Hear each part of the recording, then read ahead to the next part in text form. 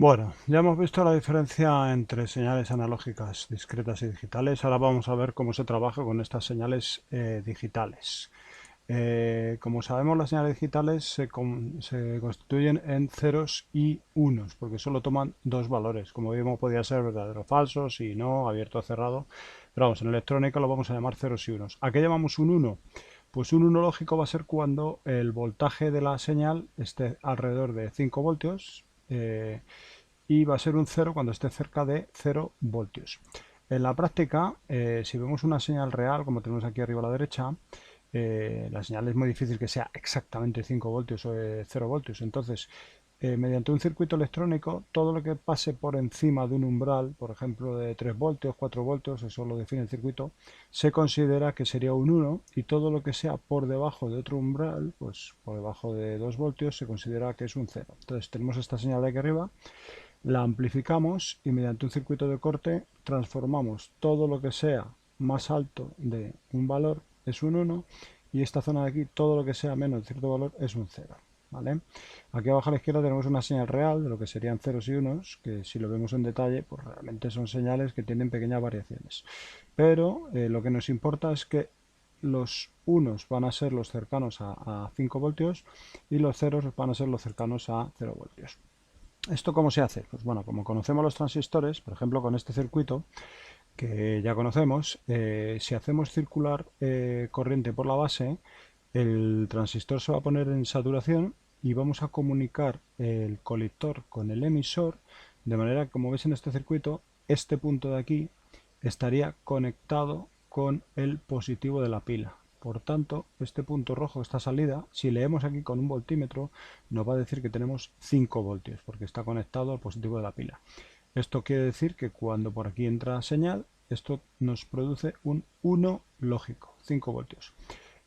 Sin embargo, si dejamos el transistor en corte, si no le ponemos ninguna corriente por la base, al estar en corte aquí no hay comunicación, y este punto de aquí, al no haber comunicación con el positivo de la batería, aunque hay una resistencia, este punto de aquí está conectado al negativo de la pila, con lo cual tenemos 0 voltios. No hay ninguna corriente, no hay voltaje, y tendríamos un cero lógico. De manera que internamente los circuitos digitales lo que van a tener son transistores. Claro, van a tener cientos de miles o incluso millones de transistores.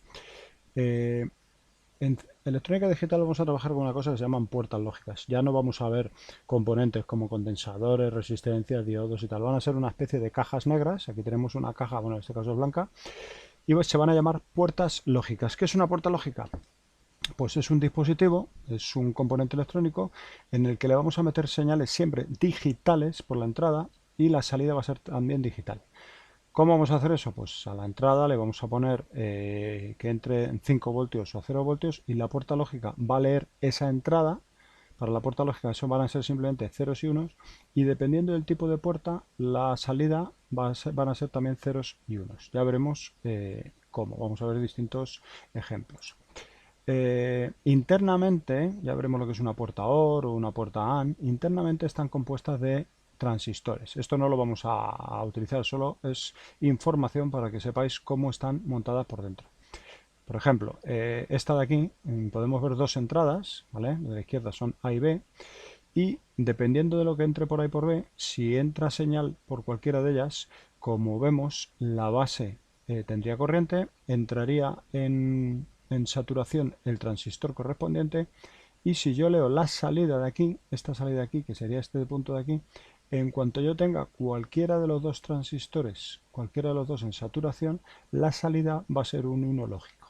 ¿Vale? Eso analizáis un rato los transistores y lo entenderéis rápidamente. En cuanto entra corriente por cualquiera de las dos bases, cualquiera de los dos transistores conduce y la salida va a ser un 1 lógico. Esta ya la analizaremos más adelante. En adelante en las puertas vamos a ver solo los símbolos, no nos vamos a detener cómo serían por dentro, pero por lo menos que tengáis un poco de idea de cómo funcionan internamente. Esta sería una puerta AND, ya veremos también en qué consiste, pero ya os puedo adelantar que esta funciona al revés que la otra. Para que yo tenga una salida con un 1, que sería que se encendiera el LED, tienen que entrar por las dos entradas señal. Fijaros bien que tiene que entrar señal por cualquiera de los dos bases, porque en cuanto uno de los dos no conduzca, el transistor correspondiente no va a estar en saturación y el LED no se va a encender, ¿vale? Bueno, esto lo iremos viendo más adelante, pero ya nos vamos quedando con la idea de que tenemos puertas de distintos tipos y que internamente están formadas por transistores. Bueno, ¿cómo se representan las puertas? Bueno, cada una tiene un símbolo y a la izquierda vamos a tener unas variables que se van a llamar variables de entrada. Las vamos a denominar con letras A, B, C, D. Y estas variables solo pueden tomar, como son variables digitales, solo pueden tomar los valores 0 y 1. ¿Vale? Y podemos hacer varias combinaciones. La salida, vamos a utilizar la letra S, y la señal de salida también va a tomar solo los valores 0 y 1. Ya veremos distintas puertas lógicas y cómo funciona cada una. Normalmente vamos a estudiar las puertas lógicas mediante su expresión algebraica, que lo que está haciendo es expresar la salida S en función de las entradas, va a ser una función matemática, y también vamos a estudiarlo con la tabla de verdad, que ya veremos más adelante lo que es, pero básicamente ya podemos ir viendo que son las posibles combinaciones de entrada. Dependiendo de cómo sean las entradas, ahí ve, pueden ser las dos 0, un 1 cada una y un 0 la otra, o las dos 1. Y dependiendo de las entradas vamos a tener distintas posibles salidas. Pero bueno, nos vamos quedando con la idea de que esto se llama tabla de verdad, con todas las combinaciones posibles de entradas. Por ejemplo, la primera puerta que vamos a estudiar, la más sencilla, se llama NOT, se utiliza en inglés, la puerta NO, y esta puerta es muy sencilla, lo que hace es cambiar la entrada por lo contrario, de manera que si la entrada es un 0, la salida va a ser un 1, y si la entrada es un 1, la salida va a ser un 0. La tabla de verdad es súper sencilla, es esta de aquí, si la A es 0, la salida es 1, y si la A es 1, la salida es 0. ¿Cómo se escribe la expresión algebraica? Pues S igual a no A, ¿vale? Se le pone una rayita encima, parecida a la de los vectores, y esto quiere decir que está negando lo que hay debajo. Se lee A negado. O sea que si aquí la A es 0, esto sería 1, porque es lo contrario. Y si la A es 1, esto sería 0, porque es lo contrario. Utilizaremos el símil eléctrico. No quiere decir que las puertas lógicas sean circuitos eléctricos como este, sino para que entendáis cómo funciona. Por ejemplo, este circuito que tiene un pulsador normalmente cerrado funciona igual que una puerta NOT. Es decir, si la variable de entrada le llamamos al pulsador, si yo pulso es un 1 y si no pulso es un 0, vamos a ver qué es lo que sucede. Si yo no pulso, o sea que la A es 0, si yo no hago nada, la salida es 1 y considero que un 1 es que esté encendida.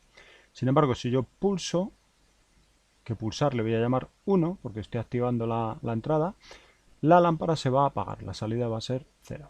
¿Vale? Utilizaremos esta simbología eléctrica para entender cómo funcionan las puertas lógicas. La siguiente puerta que vamos a ver es la puerta OR. La puerta OR o puerta O es lo que se llama suma lógica y la expresión es la suma lógica de las dos entradas. Ya veremos que hay diferencia entre lo que es una suma matemática y una suma lógica. El símbolo es este que tenemos aquí y la tabla de verdad es muy fácil de entender. La salida va a ser 1 cuando cualquiera de las entradas sea 1. O lo que es lo mismo, si una u otra, por eso lo de OR es 1. Por ejemplo, si ninguna es 1, lógicamente la salida es 0. Si una es 0 y la otra es 1, la salida va a ser 1. Y si las dos son 1, la salida es 1.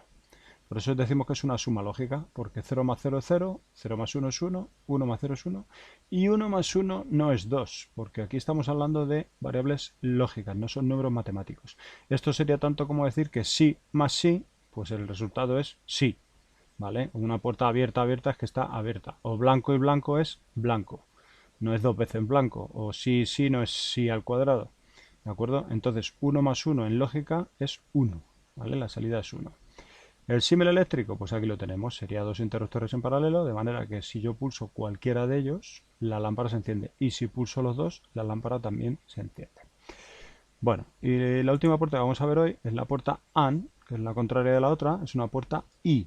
¿Qué quiere decir?